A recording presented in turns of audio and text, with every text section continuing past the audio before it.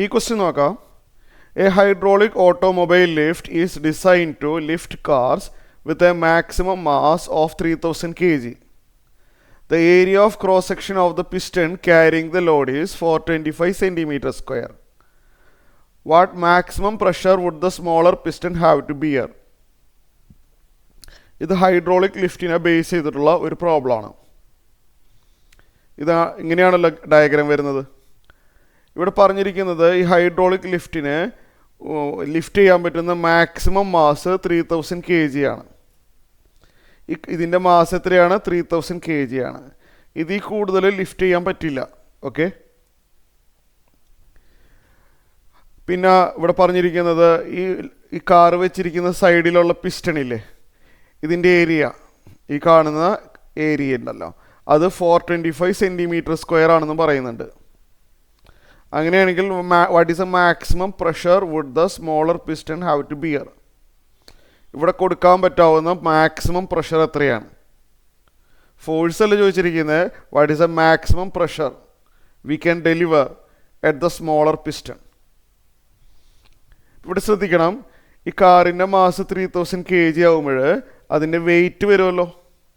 അതിൻ്റെ വെയിറ്റ് എത്രയാണ്? m×g ആണ് അല്ലേ? അതിൻ്റെ വെയിറ്റ് m×g ആണ്.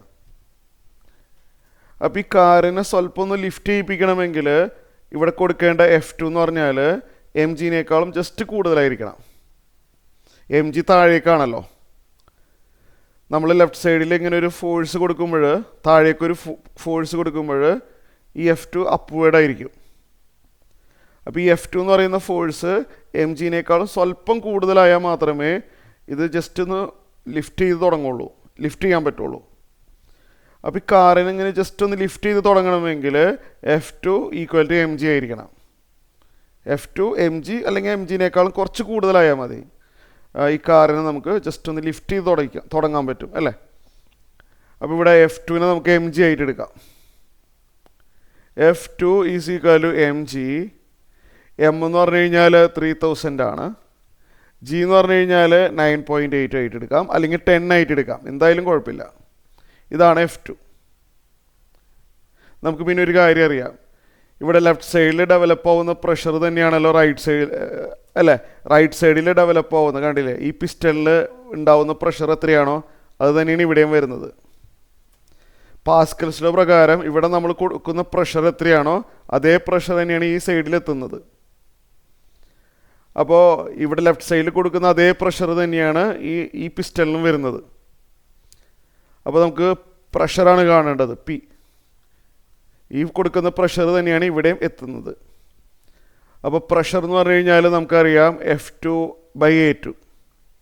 റൈറ്റ് സൈഡിലുള്ള പ്രഷർ F2/A2 ആണ്. Force divide by area.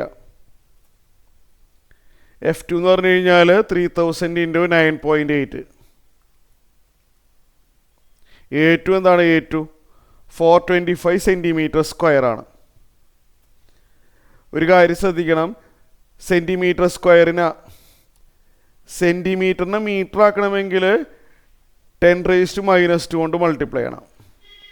സെൻറ്റിമീറ്ററിനെ metre ആക്കണമെങ്കിൽ 10⁻² കൊണ്ട് മൾട്ടിപ്ലൈ ചെയ്യണം. അങ്ങനെയാണെന്നുണ്ടെങ്കിൽ സെൻറ്റിമീറ്റർ സ്ക്വയറിന് മീറ്റർ സ്ക്വയർ ആക്കണമെങ്കിൽ 10⁻² സ്ക്വയർ, അതായത് 10⁻⁴ കൊണ്ട് മൾട്ടിപ്ലൈ ചെയ്യണം. ഇതൊന്നും അറിഞ്ഞിരിക്കണം കേട്ടോ, ബൈ ഹാർട്ടാക്കി വെച്ചാൽ മതി.